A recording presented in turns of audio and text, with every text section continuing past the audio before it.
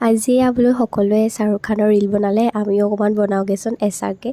তো গ'লোঁ বনালোঁ আৰু ওচৰতে থকা পাৰ্কখনত অকণমান সোমালোঁ, সোমাই সিহঁতি জোলনা খেলিলে আৰু মই সিহঁতক চালোঁ, ময়ো অকণমান খেলিলোঁ বাৰু। তাৰপাছত আহি ঘুগুনি খালোঁ চবেই আমি। চ' ঘুগুনি খালোঁ, ঘুগুনি বহুত জ্বলা আছিল দেই। তাৰপাছত লগৰ এজনীও লগ পালে, সিহঁতি চবেই কথা পাতিলে আৰু ঘুগুনি চুগুনি খাই আহি অলপ ৰেষ্ট কৰিলোঁ। তাৰপাছত কৰিশ্মাই বনালে পাস্তা আৰু তাই ক'লে ৰেচিপিটো দি দিয়া বুলি। চ' মই আপোনালোকক ৰেচিপিটো সেইকাৰণে দিছোঁ, চবেই জানে কেনেকৈ বনায়। এয়া কিবা জলকীয়া আৰু ফ্ৰেঞ্চবিন নেকি দিলে। তাৰপিছত বিলাহী দি লৈ অলপ দেৰি লৰাই দিলে। তাৰপিছত পাস্তা দিয়ে আৰু পাস্তা দি কেনে মই বোলো কিন্তু একো বনাব নাজানো দেই, চব তাই বনায় আমাৰ ইয়াত খানা, মানে তাই বনাই থাকে, মই একোৱে বনাব নাজানো ভালকৈ।